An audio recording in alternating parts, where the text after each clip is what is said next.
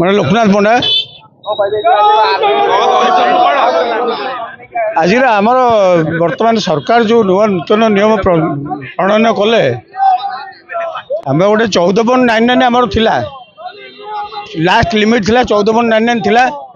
आहरी बहुत असुविधा आमर थिला किंतु ये 14.99 जो लिमिट थिला ताकू आम सहयोग कर पार नथुलु आम 2019 मसीह कही आसुचु 14.99 आम कटिक शेड्यूल करा जाऊ जहाँद्वारा कि कम भल हो पार समस्ते समस्ते सुविधार कम करेंगे सरकार को कम भी भल हम कही कही आसापर एवं नुआ सरकार आसिले नुआ सरकार को आम जानलु जे नुआ सरकार ताको चेंज करेंगे कमटा आगे भल हम तेणुक आम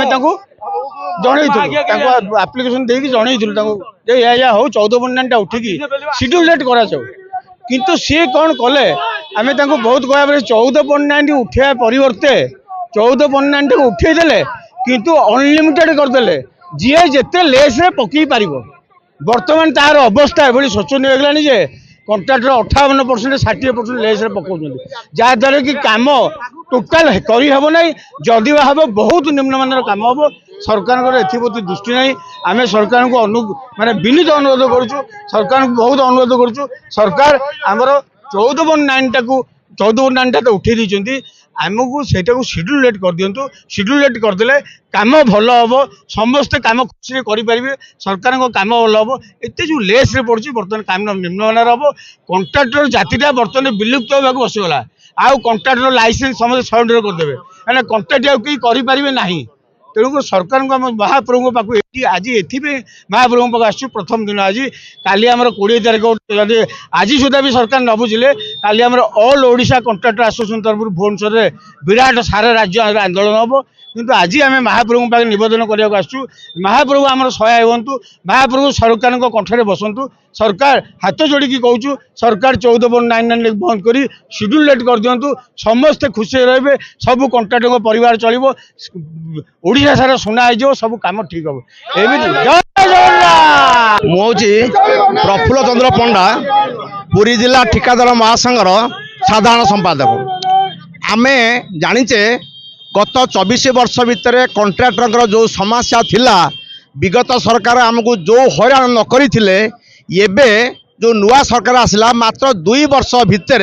से आमर जो प्रकार नीति नियम जारी करिसंती विशेष करी गत जानुआरी 3 तारिख में जो नियमटी जारी करिसंती ता समस्त कंट्राक्टर ओडिशा रे नियाति कमरे 65-70 हजार कंट्राक्टर समस्त पेट उपर एक नात मारी जहाँकि ओडिशा रो आज 70 हजार कंट्राक्टर अति दयनीय अवस्था से कालतिपात करुछंती जो कंट्राक्टर जो यूनिट नथिला बेली समस्त भावुले आज सारा ओडिशा सारा 70 हजार कंट्राक्टर एक मन एक प्राण है आज राजरास्ता को आसी आज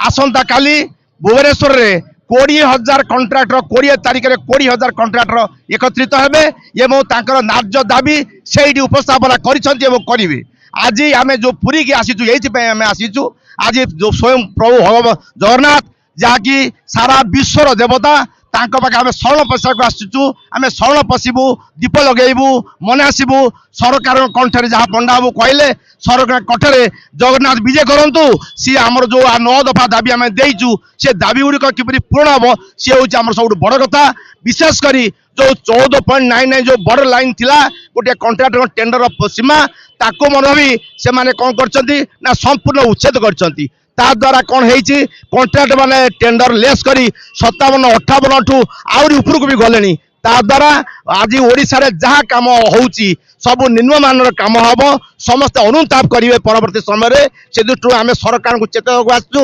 सरकार यदि शेड्यूल डेट न करेंगे आम भुवनेश्वर राजरास्ता काली ठारू अनिर्दिष्ट काल आम संग्राम जारी रखू आम केवे पछक घुंचबूनी यही प्रताप चंद्र परिडा पुरी जिला कंट्राक्टर एसोसिएशन प्रेसिडेंट